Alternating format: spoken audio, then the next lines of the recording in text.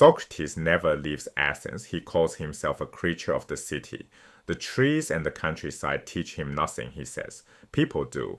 Yet in one dialogue, and only one, he walks out beyond the walls. That dialogue is the Phaedrus, arguably the most beautiful thing Plato ever wrote. And the walk itself is the first lesson. The Phaedrus is not usually ranked in Plato's first tier. It lacks the sweep of the Republic, the Symposium, or the Phaedo. But its beauty is undeniable, and its two themes, love and the rhetoric, never go out of date. Few philosophers today defend the theory of forms. Nearly everyone is still a lover. Love has changed far less than epistemology or ontology, which is why this dialogue speaks to us directly, where the technical dialogues do not. Poetry ages better than logic, and the Phaedrus does something remarkable. It enacts the rhetoric it discusses through 3 speeches on love, each more philosophical and more beautiful than the last. The cast is small, just 2 people. Phaedrus is a gifted young man, a budding rhetorician, much sought after in the aristocratic homosexual culture of Athens. He'll appear again in the Symposium, giving his own speech in praise of love. Here he plays foil to Socrates, a man who doesn't understand love, but like all of us, needs to, because love reveals something about ourselves. The plot begins with an orator named Lysias.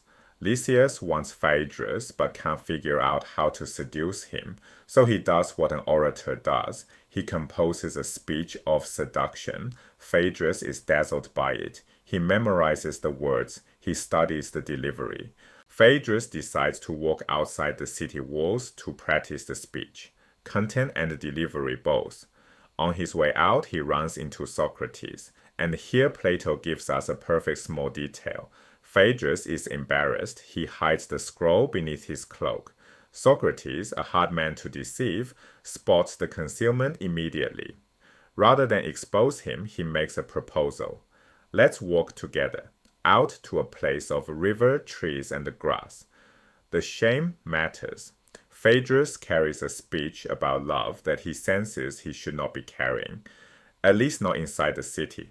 The walk is not scenery, it's symbolism.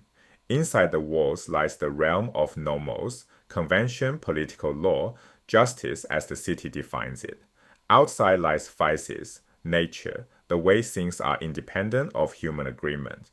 The Sophists had built their whole teaching on this dichotomy. Laws, they argued, are mere convention, varying city to city, while nature follows its own rules everywhere. A clever man obeys Nomos in public and follows physis in private. So when Socrates and Phaedrus step beyond the walls, they're moving symbolically from convention toward nature. The project is announced before a word of philosophy is spoken. They will examine love as it naturally is, stripped of political and moral convention. They settle in a pastoral spot, running water, a plain tree, soft grass. For any other dialogue, this would be unthinkable. Socrates belongs to the agora, to courtrooms and gymnasiums and dinner parties. Whenever Plato moves him outside the city, something important is happening, and the claim built into the setting is bold. Love's nature is not diminished by leaving convention behind. Whatever love truly is, it will still be that, out here under the trees, with no laws or customs propping it up. But the spot is not innocent. The river carries a myth, and Phaedrus asks about it. This is where Boreas, the north wind, swept away the nymph Oreithyia, a story that fuses marriage and rape, possession and violence. Plato plants it deliberately, because that is exactly what Lysias' speech is, rhetoric as force. A seduction speech treats persuasion the way Boreas treats the nymph. It doesn't seek consent of the mind. It overwhelms it. Sophistic rhetoric sweeps the listener away regardless of truth. The myth hangs over the whole dialogue as a warning about what words can do when they aim at conquest instead of understanding. Against this, Socrates will offer an alternative, a true rhetoric, not persuasion versus truth. That's a false choice the Sophists invented. True rhetoric combines dialectic. the disciplined pursuit of what's real, with sound rhetorical technique. It lets a speaker tell the truth and persuade at the same time. This is why the dialogue's two themes are really one. Socrates teaches about rhetoric and about love in a single discourse, because both raise the same question. Do you treat the other person's soul as something to conquer or as something to lead toward what's genuinely good? Here is the deepest move and the one readers miss. Socrates doesn't just walk from Nomos to physis, he aims to destroy the distinction itself. The Sophists said one set of rules governs the city and another governs nature, so a man can be one thing in public and another in private. Socrates will show that a single principle holds everywhere: the orderly, well-disciplined soul, faithful to the ideal of love.